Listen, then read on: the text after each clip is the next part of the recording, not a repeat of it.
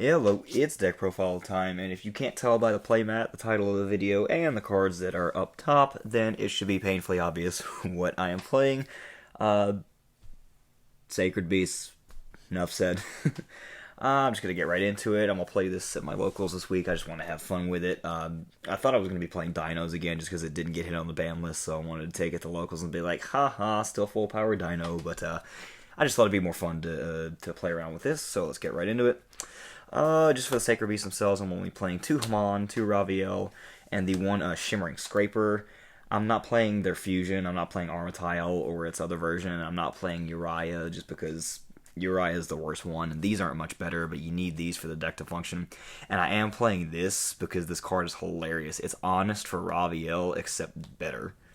Like, imagine boosting Raviel up to like 8 or 9k, and then your opponent being like, huh, cool. You can do that in damage step, by the way, so if they attack into him and then attack into it, GG, I guess. It's just hilarious.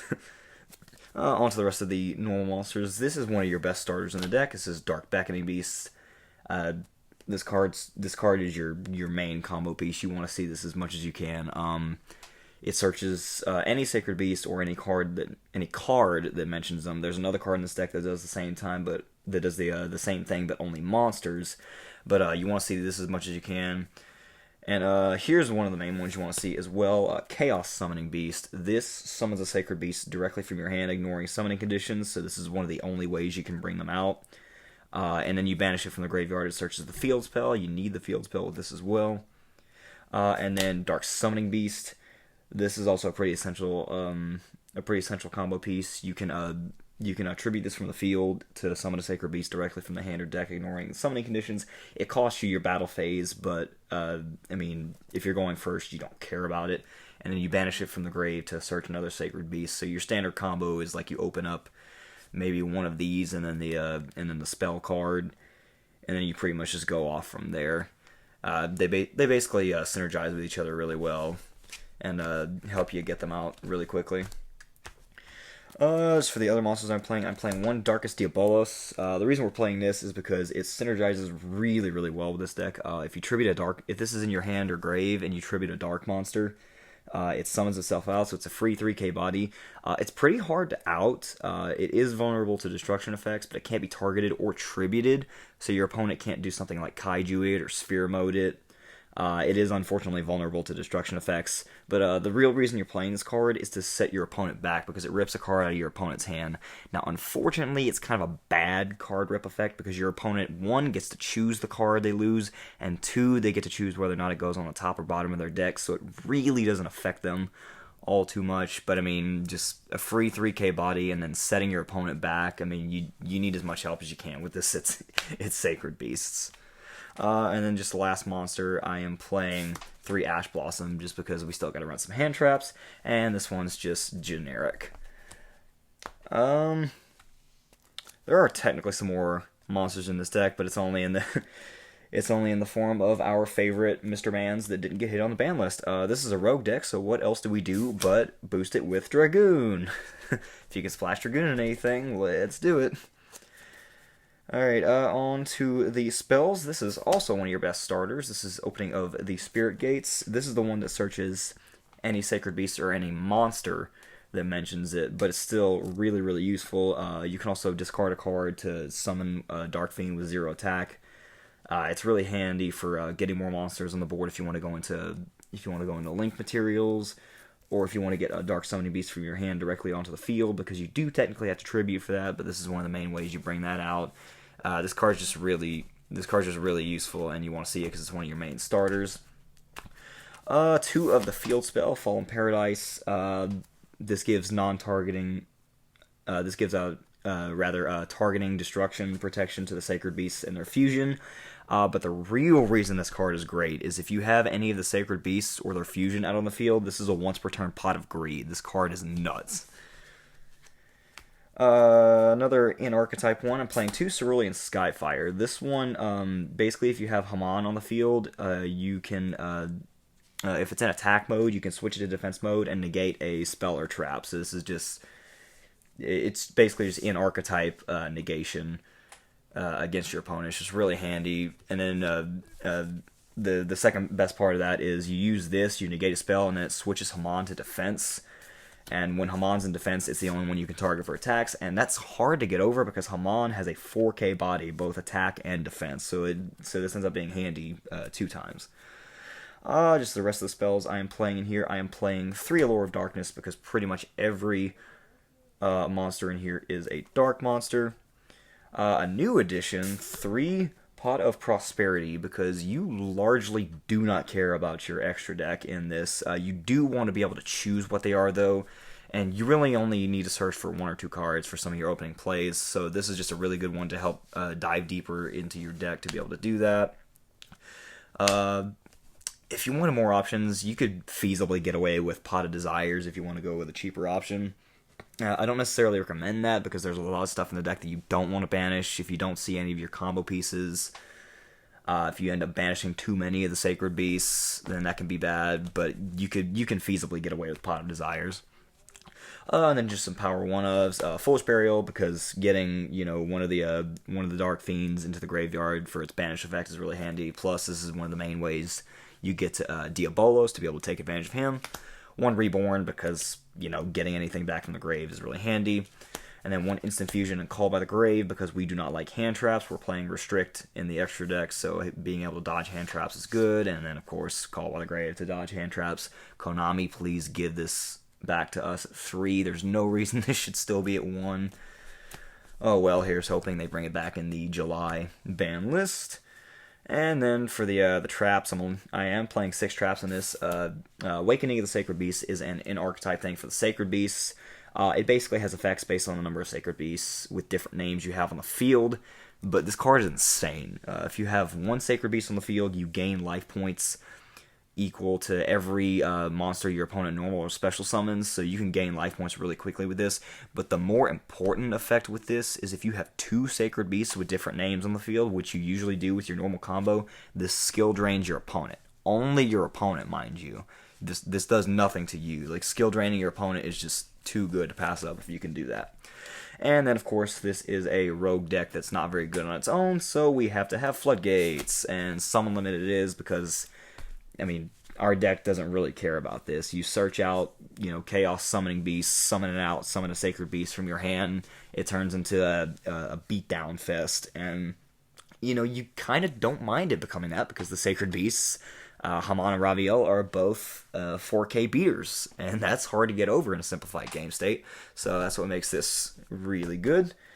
That is it for the main deck. That is 43 cards. I desperately tried to cut it down to 40, but there's just too many funny things I wanted to keep into this, so I am once again a victim of my own refusal to cut stuff from the deck. On to the extra deck. We are playing the Gustav Max and the Libe because we play level 10s. If you don't kill them with the Sacred Beasts, overlay them, burn them for 2k, that might be enough.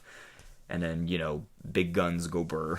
That's the thought behind that. The Restrict, because we're playing Instant Fusion, and, dodging hand traps is good. This is a rogue deck, so boosting it up with Dragoon.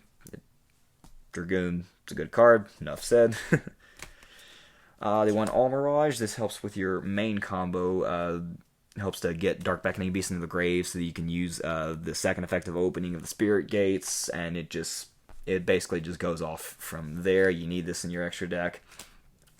The 1 Link Spider, 1 to help if you get Nibiru to link off a token, 2 to help link away the Phantasm tokens that you get off of Raviel's effects. If you don't tribute this off for any other effects, you can link it away for Link Spider, and that can basically just help you link climb.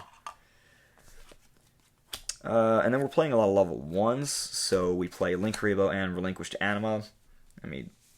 Self-explanatory, get level 1s off of the field, prevent some battle damage, or just yoink an opponent's monster that they have.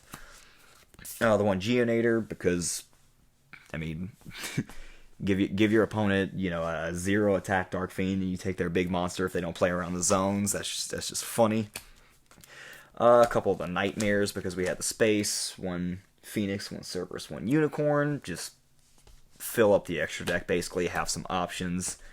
And you don't really need big boss monsters in the extra deck with this because of the Sacred Beast, but it never hurts.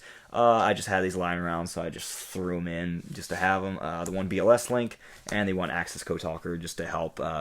You know, if you're either in a simplified game stage or you just want to clear the board to go for game, I mean, if you got them, why not use them? That is it for the extra deck that I am using. For the side deck, kind of standard what I usually do. Not too many changes, but I'll just go ahead and display those right quick. 3 Droll, because this is still a good card. This does a lot of my locals. This unfortunately hurts me a lot, but what are you gonna do? 3 Nibiru, because this comes up a lot of my locals as well. I mean, punishes overextension. Enough said there. 2 Lancia. I should be playing this at 3 because this is coming up a lot more, but I just wanted some space for some other stuff in my side deck, namely the Feather Duster, just because I have to play this. I couldn't find room to main deck this, and I probably should because Mystic Mine is coming back. But I mean, oh, if I get hit with Mystic Mine, oh well. 3 Dark Ruler, because monster negation boards are coming back, so we need to wait out that. And then 3 Evenly Matched, because if I'm going second, I don't really care about my battle phase. I just clear the board, and then I just go off and do my combo. So just being helped to banish all those really, really helps out. And that is it for the deck. I guess I can showcase one of the basic combos that the deck does, or I guess the main combo wants to do. Here's a Field Center.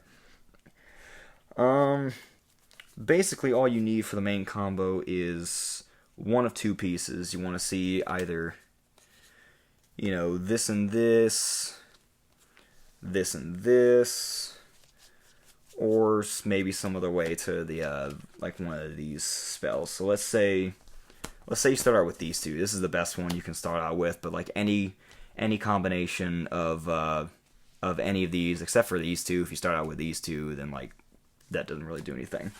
But let's say you start out with these 2.